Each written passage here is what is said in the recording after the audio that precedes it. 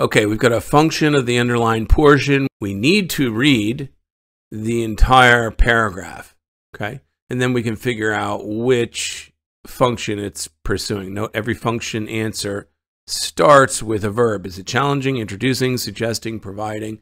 Let's read. Industrial activity is often assumed to be a threat to wildlife, but that isn't always so, okay? So yeah, it could be a threat, but not always is our claim. So this is the claim. And consider the silver-studded blue butterfly. Okay, this is going to be an example of the claim. So it's probably going to be an example where the butterfly is not threatened by wildlife, right? It's that but example. So as forest growth has reduced grasslands in northern Germany, many of these butterflies have left meadow habitats and are now thriving in active limestone quarries. So yes, despite the reduction of the grasslands, they're thriving in limestone quarries. In a survey of multiple active quarries and patches maintained grassland, an ecologist found silver-studded blue butterflies in 100% of the quarries, but only 50% of the grasslands. So they're more in the quarries now. So, A, this challenge is a common assumption about the species. Is there an assumption about the species, the blue butterfly in here? I don't think so. Under investigation, I don't think so. It introduces a discussion of a specific example. It does do that, yes. So this is the example that supports the general claim. Yeah, here's the claim. Not all wildlife is threatened, right? This is it. This is going to be our answer. B is correct. I don't really even need to check the others, that's so certain. But let's just read C and D.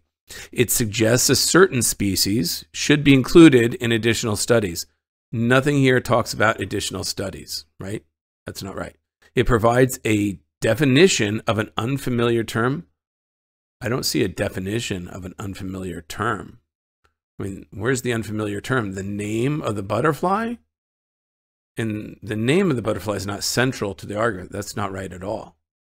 So C, D, A, they're all wrong. B, it's introducing or it's providing an example of the claim that came in the previous sentence.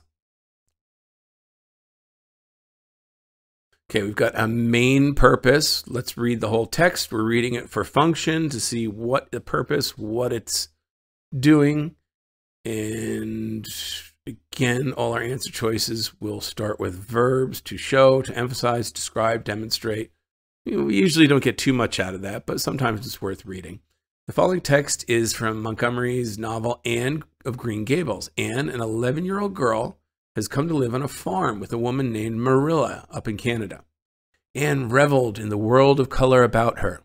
"Oh, Marilla," she exclaimed one Saturday morning, coming dancing in with her arms full of gorgeous bows, "I'm so glad I live in a world where there are Octobers.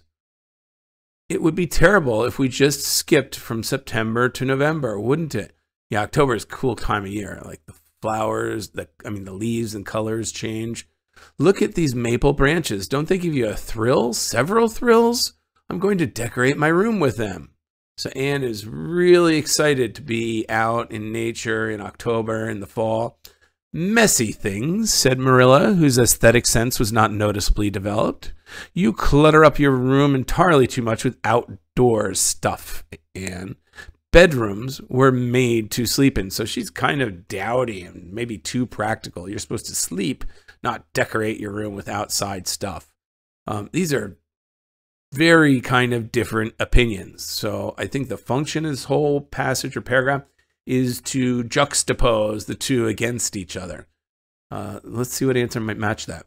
To demonstrate that Anne has a newly developed appreciation of nature. She does, but that kind of misses the whole second part here. And is it newly developed? I don't know. I don't know if it's newly, nothing says it's newly developed. I mean, she just did come to live on a farm. I don't really know where she came from, though, so we can't say whether this is newly developed or not. It could be. Again, not clear, though. I don't think this is the full answer, although this is kind of tempting. I'm just going to hold off on it for now. B, to describe an argument that Anne and Marilla often have. First of all, we have no idea if they have this often. And it's not really an argument. You know, Anne loves the outdoors, wants to put the stuff in her room. Marilla doesn't want her to do that. It's not an argument. They're not really fighting back and forth. And we have no idea if it occurs often. So that's not going to be right. C, to emphasize Marilla's disapproval of how Anne has described her room. So this would be too narrow. Okay, we want the main purpose of the text. This is too narrow. This is only basically the second part, that Marilla disapproves of how Anne decorates her room. That's true, but it's too narrow. So actually A is probably going to be too narrow too, because that only shows Anne enjoying nature. Let's read D. To show that Anne and Marilla have very different personalities. Yes, that's really the function of the text here, to sort of set the two in contrast with each other. They have very different personalities. One is dancing and glad to live in the world. The other is kind of no noticeably developed aesthetic, very, practical and kind of negative, right? So I think D is right. I think A, like C, is too narrow. It only shows one side of the passage. And my only concern is personalities, different personalities. Could that be too broad? I mean, it is possible one could think that a personality goes beyond just what's here. I mean, it says nothing about whether they're social, not social. They're usually angry, happy, sad. We don't get the whole range of personalities, right? That could be too broad, but it is kind of the key point brought out here. They're contrasting the two. And at least in this case, they are very different in their personalities. So I would say the text demonstrates D. I'm going to go with D for 22. Okay, we've got overall structure of the text, which is basically kind of a main purpose or a function question. Let's read the whole passage. We can't really get away with reading part of these, and we'll figure out what we think the function is. So the following text is adapted from Bond's 1689 novel, The Lucky Mistake. Atlante and Ronaldo are neighbors who have been secretly exchanging letters through Charlotte, Atlante's sister. Okay, so these guys are neighbors, right? So they have like houses near each other, one can assume. And they've been exchanging letters through Charlotte. So this guy's sister is over here, and they're swapping letter to her and then back to the other, right? Okay, I think I get the background. Atlante gave this letter to Charlotte, who immediately ran into the balcony with it, where she still found Ronaldo in a melancholy posture, leaning his head on his hand. So we're going to find out more about this. She showed him the letter, but it was afraid to toss it to him, for fear it might fall to the ground. So he ran and fetched a long cane, which he cleft at one end, and held it while she put the letter onto the cleft, and stayed not to hear what he said to it. But never was man so transported with joy as he was at the reading of this letter. It gives him new wounds, for to the generous nothing obliges love so much as love. Okay, what is the structure of this text? What's going on? So we've got Charlotte, that's a go-between these neighbors, and they've been secretly exchanging letters. I'm going to assume Atlante is female. I don't even know. Ronaldo, I'm pretty sure, is male. So I'm going to guess these are secret lovers exchanging letters between the sister. And Charlotte had the letter for Ronaldo, who she wasn't afraid to toss it. So he reached out a cane to get it. Not sure exactly what that's about. And he was very excited by it. He was transported with joy. So something about the letter from Atlante made him become very excited, which demonstrated love. So what is the function of this? To show the nature of love? I don't know. Let's take a look. It describes the delivery of a letter and then portrays a character's happiness at reading that letter. Well, it is doing that, right? I mean, that is the basic what it says. And I guess I could say that's the most basic function. A delivery of a letter and portrays a character's happiness at reading it. So let's hold on to that. It establishes that a character is desperate to receive a letter, and then explains why another character has not yet written the letter. Well, the other character wrote the letter, and nothing says he's desperate, right? In fact, he's kind of put offish. He kind of doesn't take the letter. He just reaches out with some kind of cane or something. That's weird. C, it presents a character's concerns about delivering a letter that Charlotte didn't want to throw it, and then details the content. Nothing says the contents of that letter. And her concerns about delivering it, that's not really the overall structure or main ideas here. So that's not right. I think B and C are correct. D, it reveals the inspiration behind a character's letter. Do we know anything about Atlante's inspiration for the letter? And then emphasize the excitement that another character feels. Well, we do get the excitement, but we don't get the inspiration. We don't really know anything about the inspiration. I don't think D is right. I think it's just literally what the function here is to describe the delivery of a letter and then portray the character's happiness at that. A. Sounds almost too simple, but that's literally what it functions to do. Okay, we've got another overall structure of the text. Looks like we have a poem. As is often the case, we have to get the structure or idea of the poem. And what would that be here? So Bennett's 1926 poem, Street Lamps in Early Spring. Night wears a garment, all velvet soft, all violet blue. And over her face, so her is night, I guess, right? So definite personification. Comparing night to a woman. She draws a veil as shimmering fine as floating dew, and here and there in the black of her hair, the subtle hands of night move slowly with their gem-starred light. And night has hands. This is all personifying night. That's really the purpose of the text. It presents alternating descriptions of night in a rural area, in a city. No, that's not it at all. It sketches an image of nightfall, then an image of sunrise. No image of sunrise here. That's not it.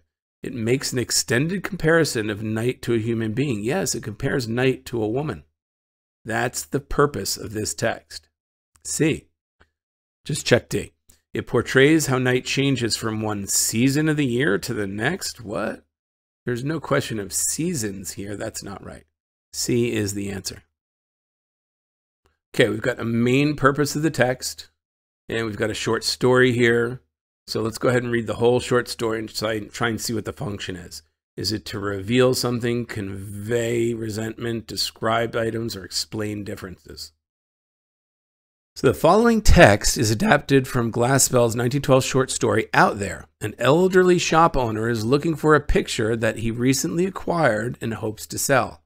So for some reason, this old guy wants to find a picture so he can sell it. I guess he recently acquired it and now he wants to sell it, right? Okay, not sure why, but let's go ahead and read. It did seem that the picture failed to fit in with the rest of the shop. A persuasive young, well, that's kind of why right there, right? A persuasive young fellow who claimed he was closing out his stock let the old man have it for what he called a song. It was only a little out of the way store, which subsisted chiefly on the framing of pictures. The old man looked around at his views of the city, his pictures of cats and dogs, his flaming bits of landscape. Don't belong in here, he fumed. And yet the old man was secretly proud of his acquisition. Well, he got it for a song, apparently, which means he kind of got it cheap. He stole it. There was a hidden dignity in his scowling as he shuffled about, pondering the least ridiculous place for the picture. So this is to sort of, the goal here is to present the old man's real intentions, something about his character, right? So yeah, he was grumpy about the picture because it didn't fit in, but he really was happy and proud about it because he got it for a good deal, and something about it other than that he seemed to really like. So let's take a look. To reveal the shop owner's conflicted feelings about the new picture. Okay, he did have conflicted feelings, right? He wanted it out, he says, but it doesn't belong here, but he really was proud of it. So I'm going to hold on to that for a second. To convey the shop owner's resentment of the person No, nothing says he resented or hated the young man who sold the picture to him. That's not right. C, to describe the items in the shop that the owner most highly prized. So first of all, that's too extreme. Most highly prizes. We have no idea what he most highly prizes. And that's not at all what's going on here. We're not describing those things. We're describing some things in the shop, but those are the things he typically has. We don't know that he most highly prizes them. Okay? Praises them. Prizes them. Prizes them. Oh my goodness. D, to explain differences between the new picture and other pictures in the shop. Well, that is happening here too, right? So it did seem the picture failed to fit in with the rest of the shop. So he's explaining the differences between the new and the others. And he describes a persuasive young fellow, claimed he was closing in a stock, how he bought it cheaply. It was only a little out of the way stores. It describes his shop. And he looked around at his pictures and says it doesn't belong here. So the focus here is that it doesn't fit into the shop. Okay? And yet the old man is proud of it. So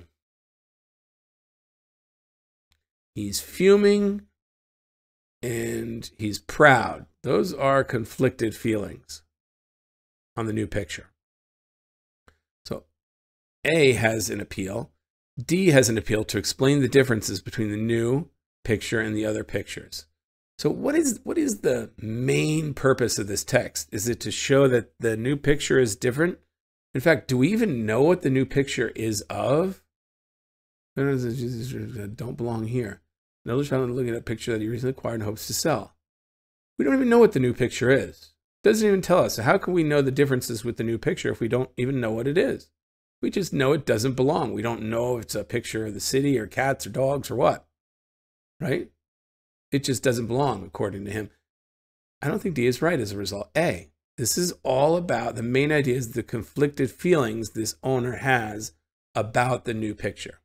25 is A.